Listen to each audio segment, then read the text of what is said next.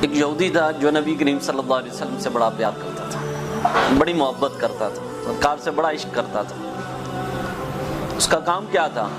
سارا دن آ کر مسجد نبی شریف کے باہر کھڑے رہنا اور ٹک ٹکی لگا کر سرکار کے چہرے کو دیکھتا رہتا تھا۔ جب رات کو گھر واپس لوٹتا تھا، اس کا والد پوچھتا کیا لائے ہو؟ سارا دن مزدوری کرنے کے لیے گئے تھے، کیا کما کے لائے ہو؟ ابا بڑا کچھ کمایا، تمہیں نظر نہیں آئے گا۔ اللہ اکبر۔ سرکار کے ساتھ اتنی محبت ہوئی، اتنا پیار ہوا، اتنا عشق ہو گیا، اس عشق کے اندر اسے بیماری لگ گئی۔ اس وقت کے ڈاکٹر، طبیب، حکیم سب نے جواب دے دیا۔ اب اس کے باپ کو کہا کہ اب تیرا بچہ جو ہے وہ چند دنوں کا مہمان ہے، جتنی خدمت ہو سکتی ہے کر لو۔ باپ اس کی خدمت میں لگا ہوا ہے۔ ایک دن باپ اپنے بیٹے سے پوچھتا ہے بیٹا تیری کوئی آخری خواہش ہے تو بتا۔ تو بیٹا اپنے باپ سے کہتا ہے ہاں میری آخری خواہش ہے تو صحیح، لیکن مجھے لگتا ہے تم پورا نہیں کرو گے۔ تو باپ کی آنکھوں سے آنسو آ جاتے ہیں۔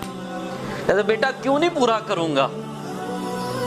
تم میرے بڑھاپے کا سہارا ہے، تم میرا ایک ہی بیٹا ہے اور میرے بڑھاپے کا سہارا ہے، تو میری آنکھوں کا تارا ہے۔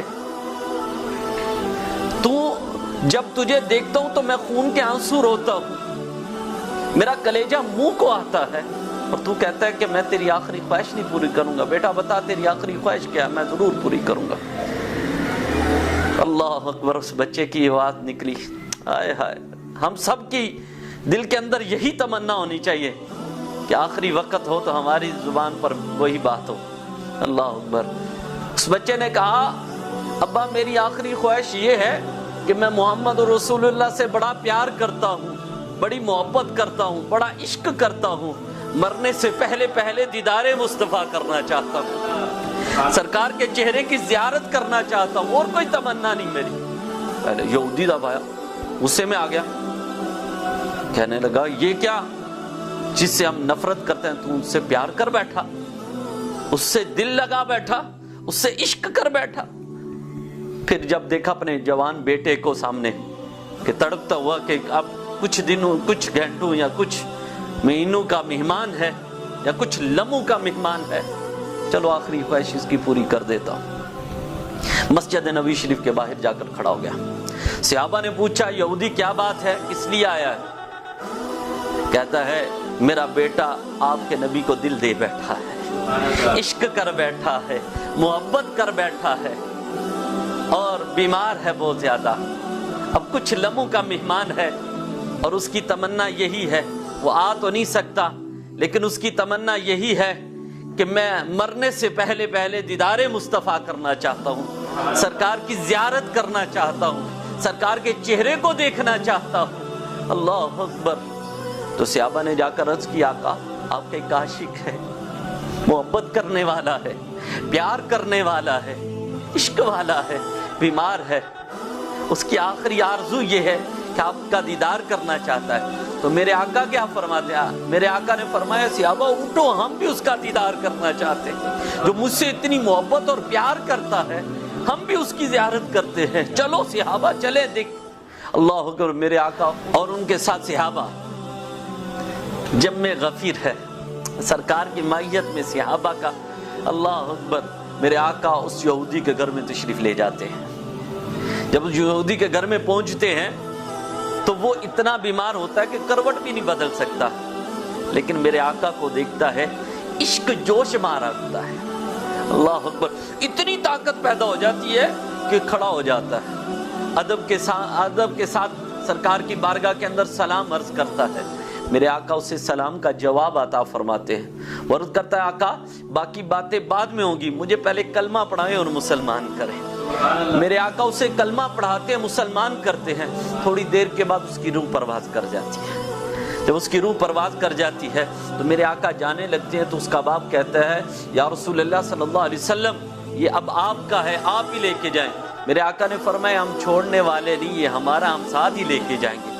صحابہ کو کہا اٹھاؤ اس کو، اس کی چارپائی کو کندھا دینے والے دیکھے کتنے پیارے پیارے صحابہ، سیدنا صدیق اکبر ہے، عمر فاروق ہے، عثمان غنی ہے، حضرت بلال ہے، حضرت طلحہ ہے، حضرت زبیر ہے، جدید القدر صحابہ اس کی چارپائی کو کندھا دے رہے۔ اللہ اکبر، اس کی چارپائی کو اٹھایا اور مسجد نبوی شریف میں لایا گیا، اسے صحابہ نے اپنے ہاتھ سے غسل دیا، اپنے ہاتھ سے کفن پہنایا، پہنانے کے بعد اس کا جنازہ جا رہا ہے۔ کیسا پیارا منظر ہوگا وہ جب اس کا جنازہ جا رہا ہوگا، اس ایک عاشق کا جنازہ جا رہا ہے۔ اللہ اکبر، جب جنازہ جا رہا تھا تو میرے آقا دیکھ دیکھ کر قدم رکھ رہے، جیسے اگلی انگلیوں پر چلنا ہوتا ہے، اس طرح میرے آقا دیکھ دیکھ کر قدم رکھ رہے ہیں۔ ایک صحابی آگے بڑھا اور اس نے آ کر میرے آقا کا دامن پکڑ لیا اور عرض کی آقا یہ قدم تو اس وقت رکھا جاتا ہے جب آگے وسیع لوگ ہوں، کثیر تعداد میں لوگ ہوں، تو اس وقت دیکھ دیکھ کر قدم رکھا جاتا ہے۔ آقا آگے تو اتنے لوگ نظر نہیں آ رہے، تو دیکھ دیکھ کر کیوں قدم رکھ رہے ہیں؟